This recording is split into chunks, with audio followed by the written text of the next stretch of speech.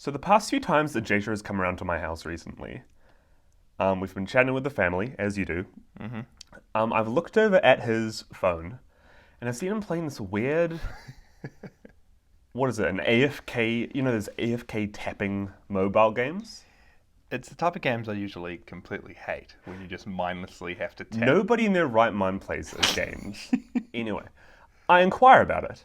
Jasia says that he's playing Godzilla Defense Force, Yeah, man. a mobile AFK game. Yeah. It looks alright. Yeah, man. It's a Godzilla app for your phone. I didn't want it. I'm not interested. I'm like, I could do it for the podcast. Wouldn't be good. But then I saw you playing something on it. It was a Godzilla version of the dinosaur browser game that happens when your internet gets disconnected. Your Google Chrome's offline. Yeah. Mm-hmm. So I downloaded it simply for that because you were doing absolutely shoddy. I downloaded it. The game is meh. It's alright, it's meh. But the real fun is the Godzilla internet disconnected game. All you really do is jump. What's your high score, Jasia? I don't know. I actually play Godzilla Defense Force. I'm collecting all the trading cards, defeating all the iconic Godzilla monsters. Yeah. But what's your high score for this game? I don't know. Probably like 100? You want to know my high score? What? 1,212. I am in the top 1,000 players in the world for that game right there. If that isn't the mark of a true Godzilla fan, I don't know what I is. don't know what is either. There you go. You won up to me there. Anyway, welcome to Podzilla.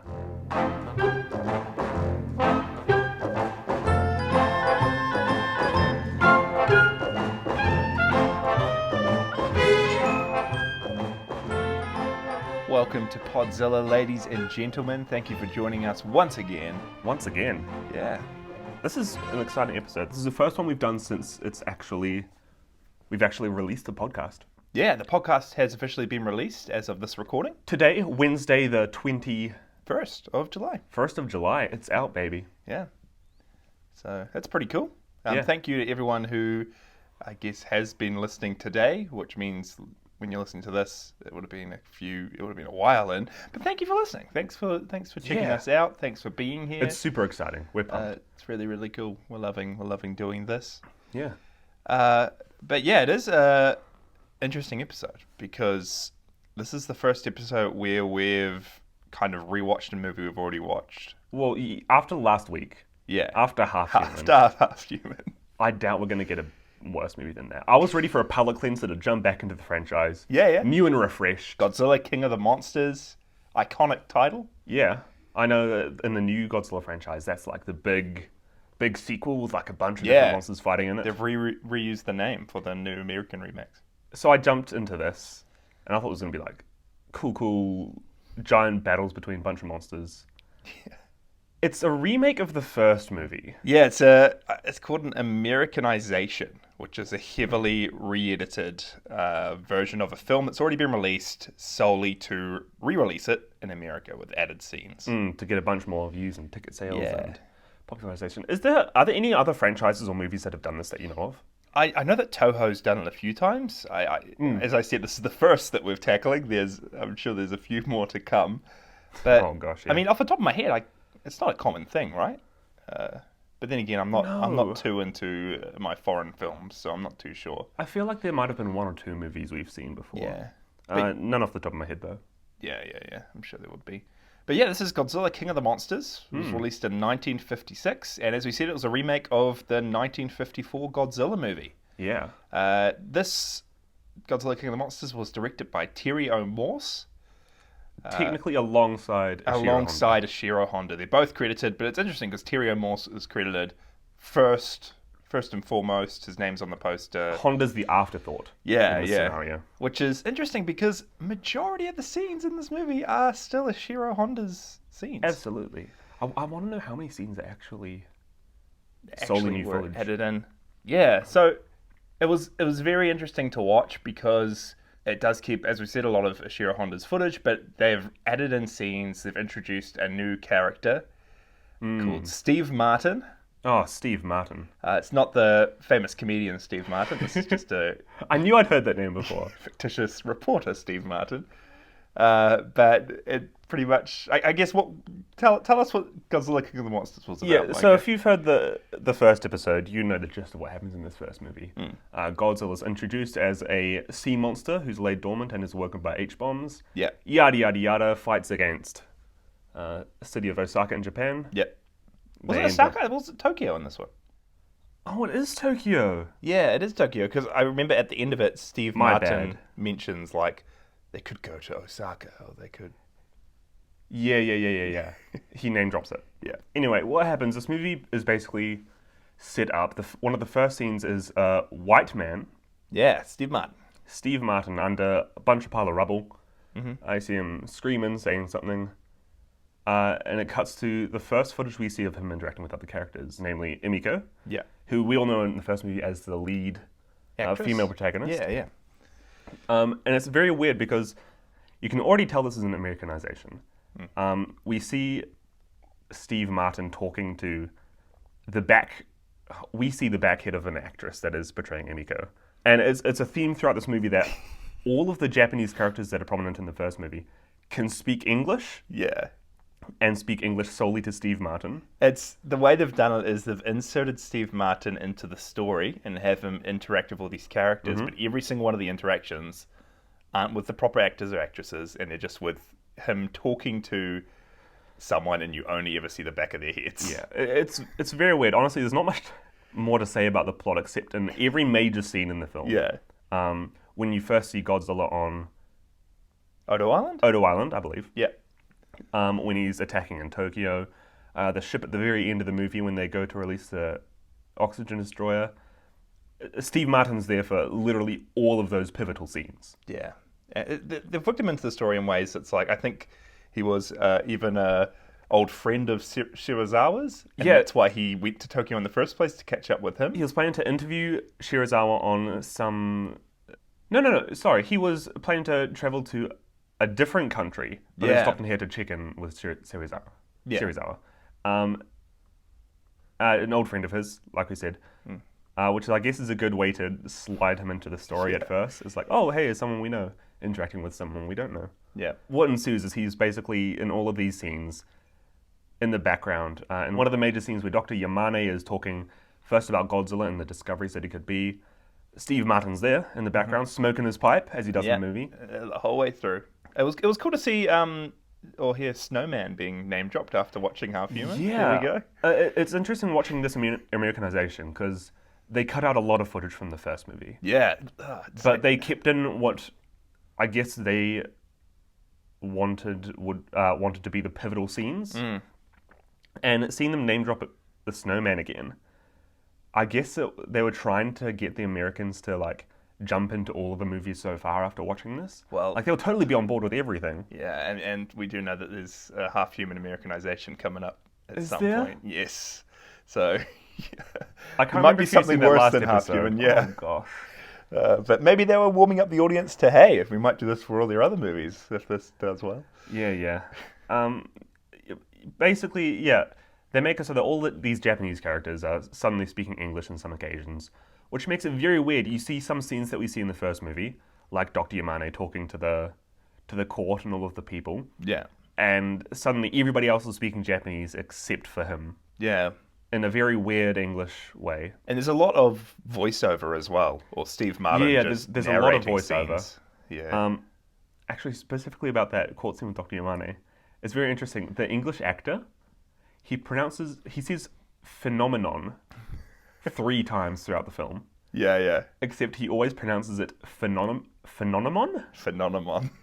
Yeah. Phenomenon! It's interesting because we got that. I know who that voice actor was, and he's quite a prolific actor. Is he? Is he actually a So, famous dude? Yeah. So, yeah, I guess now's as good a time as ever to say who starred in it. As we know, Dr. Yamane was played by Takashi Shimura. Amika was played by Momoko Kochi. Ogata was played by Akira Takarada, who we've just seen both of them, Momoko and Akira, in Half Human? Human. And Akira Hirata played Dr. Shiwazawa. And Raymond Burr starred in this one as Steve Martin himself. And James Hong starred as the voice of Ogata and Shiwazawa. Oh, both of them. Yeah, so James Hong is We're, very... we're, we're saying Shirazawa. It's Serizawa. Is it Serizawa? Dr. Serizawa. Dr. Serizawa, there we go. But James Hong is a very famous actor. He plays Lao Pan in Big Trouble in Little China. Really? Yep, he's in Blade Runner as one of the characters there. He's all over the place, yeah. Huh, so he's actually a big name. Yeah, and he was pulled in to do the voice work for both these characters who talk to each other at points during the movie. What an interesting phenomenon. What an interesting phenomenon that is. No. Speaking of the actor for Steve Martin, Raymond Burr, Yeah. I did a bit of looking up on him. He's only really starred in a bunch of, I guess you could call them B or C rated movies of the time. Yeah. Like a lot of 50s, 40s movies. This is probably what made him famous, right? Like, this is probably what he's best known for. What he's best known for, absolutely. Anyway, yeah, we're going through this movie. Really nothing crazy happens. What I found one of the most interesting things, first of all, get Steve Martin out of here. I don't care about him at all. You didn't like Steve Martin? I don't like Steve Martin. But it's so interesting because all the characters are talking in English voices now. The writers specifically made them summarize a lot of things in a much better way. It talks about the relationship between Ogata and Emiko and kind of sums up what we were a bit confused about in the first place. Yeah, because we were watching the original Godzilla, and their relationships mentioned at points like, Emiko and Serizawa are engaged. Or like we're engaged. Or it's like mentioned she's his fiancée at one point, but it's all like just fleetingly mentioned. Yeah. It's not really spelled out for you. Especially with subtitles, it's not something you'd immediately pick up. Yeah, totally. But it was interesting this way around because they pretty much just say it. Like Raymond Burr's Steve Martin's just like, Miko, betrothed to Serizawa. Yes, I remember. She's in love with Ogata. You can see them together now. From my knowledge, she hasn't told him anything yet. No. Wonder how that conversation's going to go. I'll have to talk to him later. Yeah. They also end up switching around a few scenes. One of the pivotal scenes in the first movie is... I'm saying pivotal a lot. What's another synonym for pivotal? Important? One of the important scenes in the go. first movie. We see Emiko talking with Serizawa. Up to a certain point when he's showing her the oxygen destroyer. We see her go over to his house, and we don't see what happens of their conversation. There's a flashback further on in the movie where we actually see what he was showing her with the oxygen destroyer and why it's so important. However, in this movie, one of the first scenes we see is him showing her the oxygen destroyer, but it just leaves out the effect it has. It doesn't show him... we see a scene in the first movie of all of these fish in water being turned into skeletons. That's the only part they leave out, but they still keep all the mentions of the oxygen destroyer in, which was a big kind of reveal in the first movie. Yeah, and they do it a few times with different things. The whole kind of flow of the film, It's very off-putting. the whole tone of the film just changes. Yes, it is off-putting. Mm-hmm. And the tone and the flow I loved most about the original. So it's like... Yeah. Well, one of the I really loved about the first movie, we've talked about this in the first one, the kind of feeling you get from all of Tokyo coming together and trying to fight this beast that's coming up and against them. However, in this movie, it's kind of all funneled through the lens of Steve Martin. And he's the one telling everyone what to do or coming up with ideas or... Yeah, it's taken all of the independence and autonomy from these characters. We see, Emiko originally, it was of her own volition that she ended up telling Serizawa's oxygen destroyer and telling everybody that it was a thing. Yeah. However, in this movie, we see Steve Martin, with bandages all around him. Emiko, you need to talk to Serizawa and get him on board. Yeah, If you don't do it, everybody will be doomed. And then Ogata, our leading man, is just like, yeah, he's right, do it. Ogata is barely in this movie now. No, I mean, he wasn't a great character in the original, but in this one, his role's cut down significantly. He's only there to kind of move the plot along at a few scenes. It makes Emiko the main character, Yeah. but in the shadow of Steve Martin. And it also makes Serizawa in it a bit more, because he's mentioned a lot more. There's new scenes of him played by a different actor, and you kind Oh of... my gosh, yeah, hold on. I need to parts talk of about his this. face are hidden. In the scenes where we see the fake actors portraying the people, Yeah. we see explicit scenes of Emiko, Yamane, Ogata, Serizawa, all portrayed by fake actors. It's so interesting how they've done it. They literally inserted new footage of just a normal dude wearing an eye patch for Serizawa. Yeah. The back of an old man for Dr. Yamane. Yeah. It's really weird, and I don't know if they expected Americans not to notice it. Yeah, because you would think people would be clued up to it even back in the 50s. Like, Yeah, absolutely. it is off-putting. I also noticed, speaking of what they wanted Americans to kind of gravitate towards, to be honest, in the big destruction scene with Godzilla in the first movie, I was getting a little sleepy. I nodded off like for a couple seconds. Did you really? No, I didn't nod off. I closed. You know that thing where like your eyes start drooping. Were you actually tired when we were watching that first movie? Just in the big destruction scene. Wasn't it like early Sunday afternoon? You're just ready for a nap. Dude, Sunday morning sleep-ins. Gotta have them. Yeah. No, but I feel like there was a lot more destruction shown in this movie. Yeah. Is that true? There might have been. We saw like a whole new kind of few scenes of Godzilla. It looked like he was a new puppet or animatronic in the distance at a few parts. I feel like, correct me if I'm wrong, and all of you guys correct me if I'm wrong. Yeah. But I feel like they inserted a lot more destruction into this movie because, again, that's what they thought Americans would gravitate towards. If they're watching a big hit movie that's come out in Japan, what can make it better? Even more destruction, even more terror from this monster. Yeah, it's weird because even though there is those scenes, a lot of them lost the impact. Because the massive theme, we've talked about it again.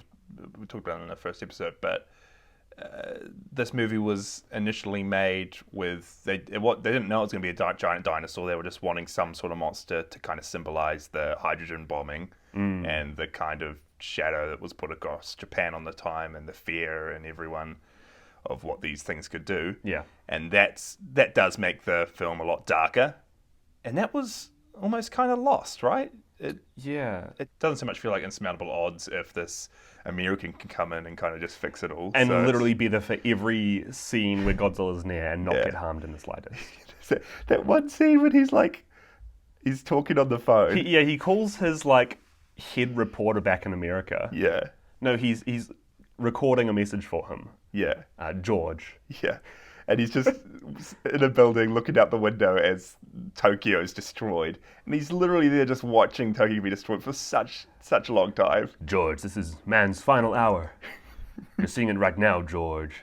This is the end of it all, George. This is me, Steve Martin, signing off, George. Oh.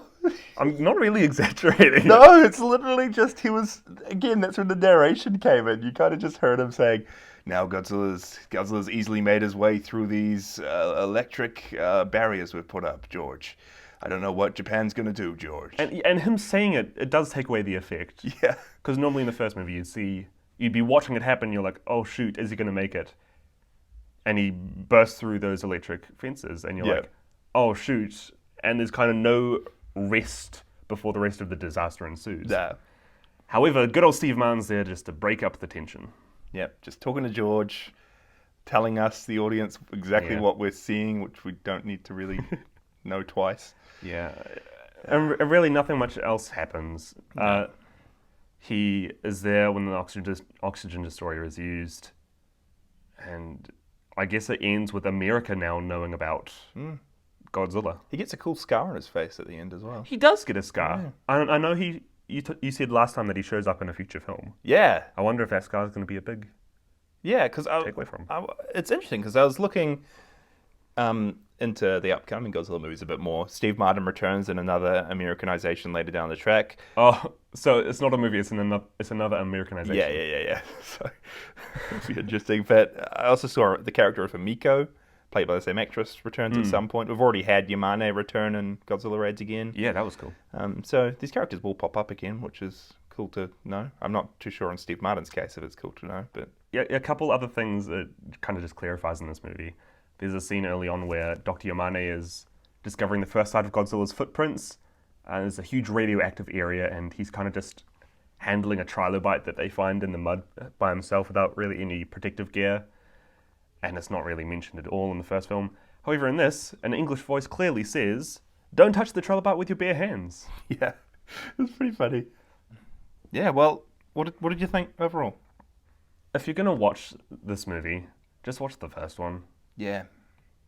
Like- I guess it is like a important piece of history, I guess. Having this, maybe the first time ever that a Japanese film was remade like this for American audiences. And this is why Godzilla is so popular now Is it because of this movie? in America. Yeah, no one knew about him before then. So this kicked off. Dang. This kicked off probably why we know about Godzilla. Oh gosh. So- Steve Martin's the reason why we're doing this today. Yeah. No. But it's weird. It's a weird It's weird. movie. Yeah. It's I really want to know the experience of somebody who hasn't seen the first movie and who has come into this as their first one. yeah. I'd be so interested to know what they think of it. Yeah, well, I mean, I guess my thoughts were pretty much what we've said before, but it does just lose a lot of the impact that the original had.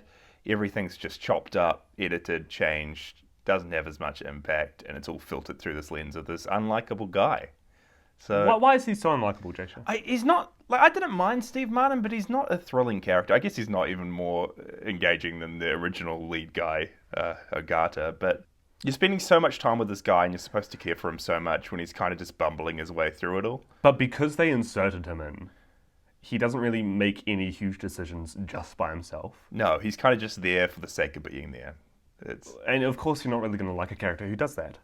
Yeah, exactly. So it was a weird experience, and it somehow makes the original movie so much worse. Worse. No, it's It takes what the first movie had and it kind of... it's a lot worse than the Degrades first it. movie, Yeah. even though it's a remake, and you'd hope they'd try and keep it as it was or Yeah. make it better. Yep, agreed. But I've got a few little facts. Before that, Chasha, Oh. who's your favourite character from this movie? Human character. I like George. Oh, George. Yeah. No, George had no seeds. I don't know. I still like Yamane. Shirazawa's always great. Once again. Yeah. Classic. We've all done this before. Yeah. Anyway, yeah. Sorry. Hit me with those little tidbits. Those little nuggets. Okay.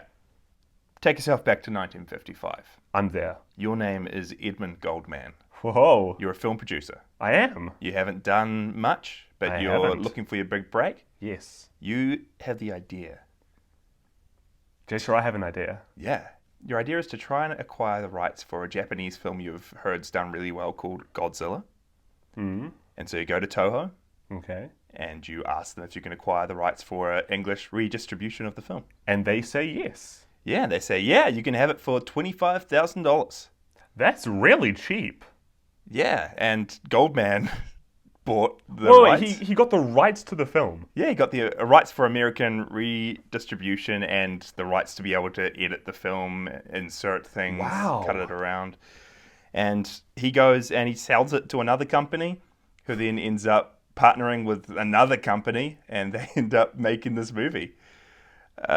So this is kind of a hash bash of just a bunch of different people coming together. Yeah, which is crazy. Its budget all up was $125,000. Okay. And it made $2 million Oh in my the box goodness. office. And of course, it's made so much since Whoa. then from, I guess, Royalties and people trying royalties, to watch it. people watching it, rentals, all that. But yeah, it was responsible for introducing Godzilla to the worldwide audience. And it's interesting because the 1954 Godzilla movie, the Japanese version, Yeah. remained unavailable officially overseas until 2004. So this Oh. Godzilla King of the Monsters was the first instance of Godzilla that the rest of the world, apart from Japan, knew up until the early 2000s. Because it was kind of cut off from everybody else. Yeah, because they hadn't seen the other parts.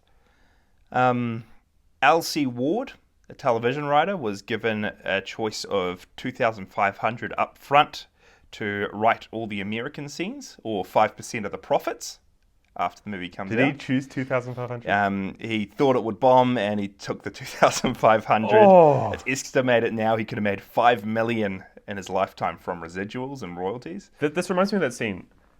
Just a good movie recommendation. Inside Llewyn Davis. Inside Llewyn Davis, yeah, by the Coen Brothers. It's got Oscar Isaac Yeah, as the main yeah. character.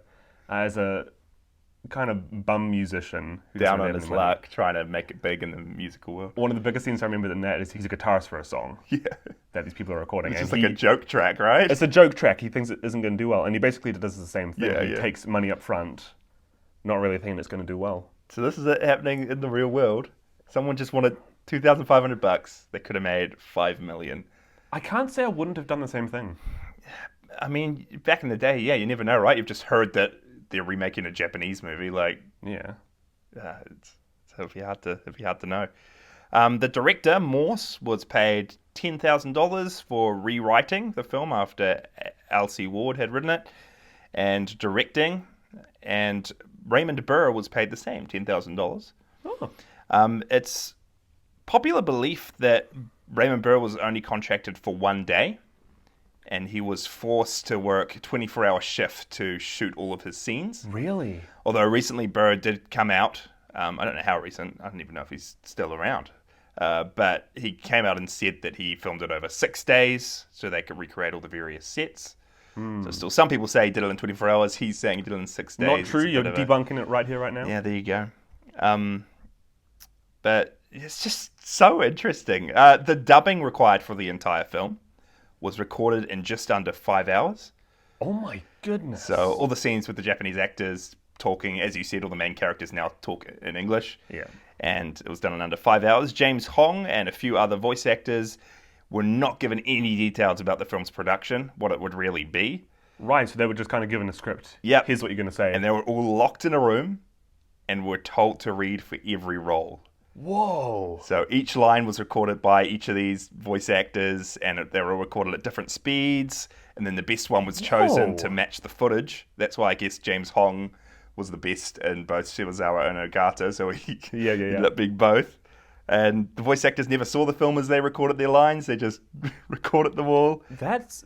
I guess it does show the kind of talent they have there, even if they didn't see it. Yeah, I mean, they're locked in a room. They were still able to produce something which is kind of cool. I know, right?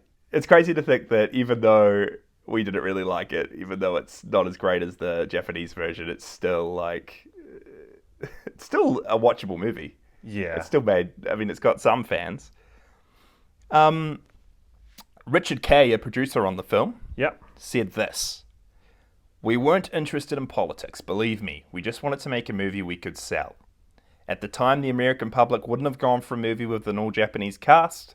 That's why we did what we did. We didn't really change the story. We just gave it an American point of view." I don't like American point of view. No, and I don't know if that holds true because I guess they didn't change the story, and they didn't change the story. They didn't change what They didn't happened, change but the story, no. it doesn't hit the same way. It doesn't feel the flow same. as nicely. The last little piece of trivia that I have is that in this version, Godzilla's size, and they say it in this movie, has been increased from 150 feet to, in this movie, 400 feet. Yeah. Because of the disparity between him and the buildings, the 150 feet doesn't make sense, so they tried to make it make more sense. And Yeah, they explicitly state that his height is 30 stories high in this movie. And they also, the voltage used to shock him was also massively increased because the director of this version, Morse, thought that they'd need a lot more voltage to actually do some damage Kill or something try of and that stop size, Godzilla. yeah. That's crazy. So it's interesting they tried to fix some of the small mistakes or things. I guess we caught it up on those when we watched the original as well. We're like, that doesn't sound too right. So, well, I guess Yeah. with a lot of these mistakes as well, and specifically a lot of the visual things. yeah, We saw with Half Human last episode that, back in the time, all the footage was very grainy and blurry. yeah, You wouldn't have been able to pick up on it this time around. yeah. I wanted to turn the tables real quick. Did you? I do have a little piece of trivia myself. Oh, here we go. Look at this. So fun fact, this is not the only remake of the first Godzilla movie. There's actually a re-Americanization of this movie. I knew that I knew that there was another version of Godzilla 1954, but I thought it was another version of Godzilla 1954. But you're telling me there's another version of Godzilla 1956. of this one. Okay. What? I'm not supposed to know this. In 1979, obviously, that's one of the big years because the King Kong American film gets released.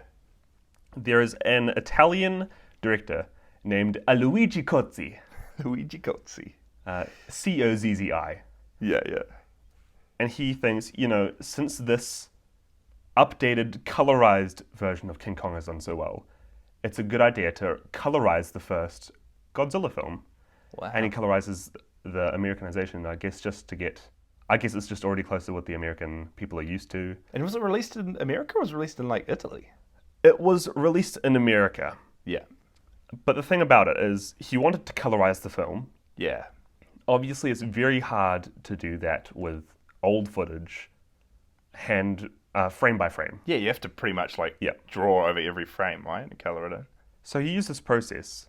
He found the original footage of the film, and Toho basically said that, hey, you're free to re-update this movie and colorize it if we then obtain the rights to the negatives of that footage afterwards, of the colorized footage. Ah.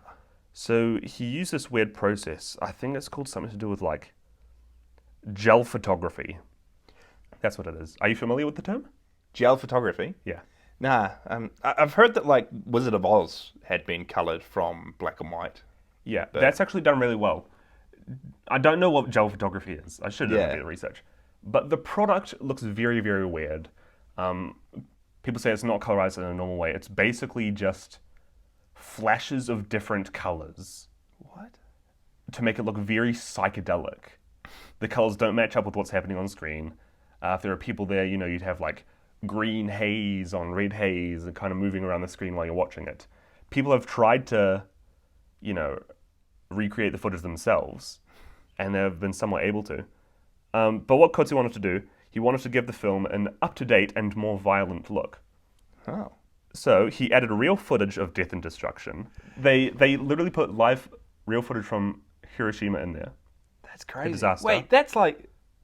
Yeah, Is that all right to do? I don't know. It's stock footage, I guess. Weird. They also added scenes from movies such as The Train, The Day the Earth Caught Fire, The Beast from 20,000 Fathoms, What? and from Godzilla Raids Again, Really? the second movie. It's like destruction footage, or like... Yep, so he wanted this movie to be like the ultimate redux of the first Godzilla movie. Added as much as he can. I don't even know if the scenes match up with what's happening on the screen. I guess it's just people running around in disaster. Are we going to watch this? That's what I was thinking. It is on our list. Is it on the list? I think so. Anyway, it's become very infamous, and it's been dubbed Godzilla. Godzilla. But it's... I think the real footage of it, or the actual tape of it, was kind of hidden away.